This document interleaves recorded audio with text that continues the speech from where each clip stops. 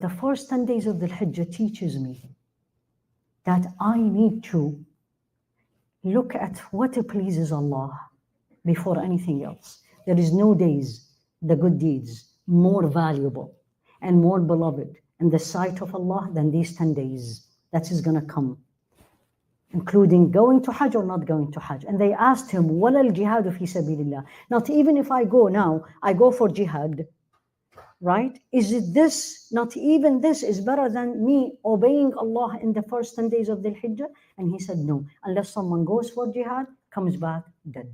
Didn't come back, dead. So everybody in this room and everyone with me online, you have this opportunity to go to Hajj and you didn't go anywhere. Hajji, as we say, Hajji bi qalbaki. Do the Hajj with your heart. So you're going to say, oh, they arrived. Now they said, Labbaik Allahumma Labbaik. Meaning, I have to say, Labbaik Allahumma Labbaik here. Meaning, they removed halal from their life for the next, let's say, 6-7 days. I'm going to do this here. Whatever you like so much, I'm not going to say remove it all because you're not trained to this yet, but make it less. Second, in those 10 days, every good deed you can do. And we're going to divide the good deeds to 2 things, easier for you to think and remember. Number 1, with Allah subhanahu wa ta'ala.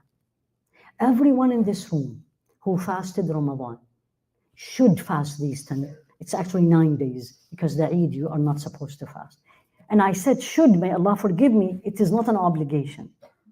But if I want to really, I really want Allah to be pleased with me, and for one reason or the other, He did not invite me for Hajj. I'm submitting to the will that you don't want me to go to Hajj, but I'm doing Hajj in my home, and I'm doing Hajj in my city. Fast. And don't tell me why should I. Don't tell me it's 12 or 16 hours. You fasted last year and it was in June. And the year before it was in July. How did you do it? So number 1, fasting. And it will be extremely nice for everybody to invite people for iftar. Do it. Don't do only Monday and Thursday. And I'm not saying you shouldn't, but I'm really moving you up because don't feel jealous, although you can. In this one, you can feel jealous from those who are going to Hajj. Because I am going to, people come back and says, Hajjun Mabrur. You look at them and says, Hajjun Mabrur. I did it with my heart. So fasting, your salah, everybody, young and old, can't be in these 10 days exactly what you did in Ramadan. In fact, the scholars debated, big, huge debate if you go and read about it. Which one is better? The last 10 nights of Ramadan, the last 10 days of Ramadan, or these 10 days? Did you know that? Right? Which one? Which one? Is it the last 10 days of Ramadan, all of them? Or these first 10 days? It's 10 days of Dhul-Hijjah. Many said Dhul-Hijjah. Imagine, why? Oh, just why? Raise your hand. Why? وَالْفَجْرُ وَلَيَالٍ عَشْرٍ وَالشَّفْعِ وَالْوَتْرِ. These 10 days are the first 10 days. Now the other group said, yeah, Allah said that, but Allah also said, إِنَّا أَنزَلْنَا لَهُ لَيْلَةُ الْقَدْرِ خَيْرٌ مِّنْ أَلْفِ شَهْرٍ. And Laylatul Qadr is in the last 10 nights. So which one is better? They came and reconciled it. They say the days of the 10 days of the Hijjah, the days are better. And the nights of Ramadan are better. If you missed things in the last 10 nights of Ramadan, whatever the reason, that's fine.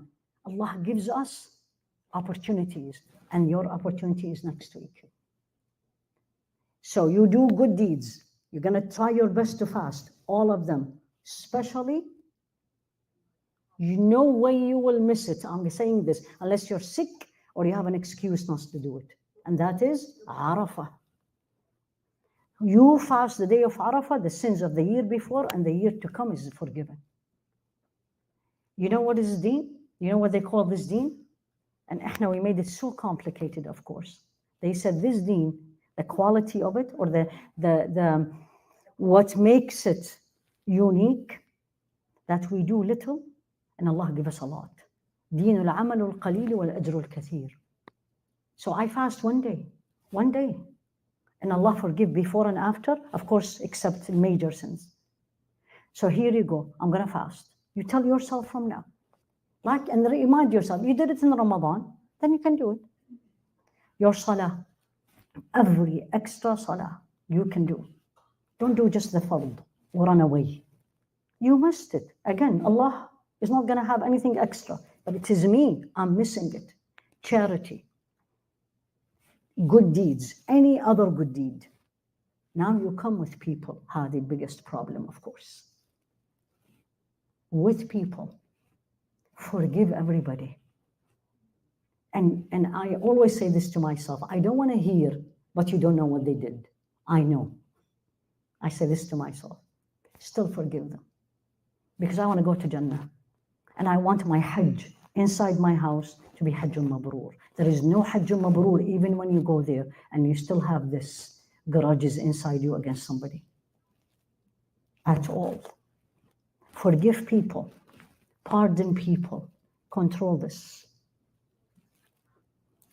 Live these 10 days with the following hadith. One of the strongest language Rasul alayhi salatu wasalam used in a hadith. قُلْ خَيْرًا وَلَّا وَإِلَّا فَاصْمُتْ. Say good or stay quiet. I don't want to say the slang word we use these days, but literally in the Arabic language meaning stay quiet. And this is an order.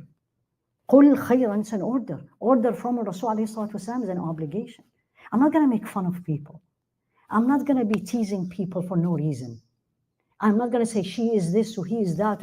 That's not in the 10 days of the Dhul-Hijjah. Because I don't know if I'm going to be living to see the 10 days, let alone next year. If you leave today and say, Ya Allah, I learned things I didn't know. Alhamdulillah, you taught me. And I'm going to do my best to do it. And you're really sadiqa ma'Allah. You're really truthful in what you are saying. And tomorrow you die, or tomorrow I die, I will be resurrected as if I did it all. Because I am truthful, and He knows I am.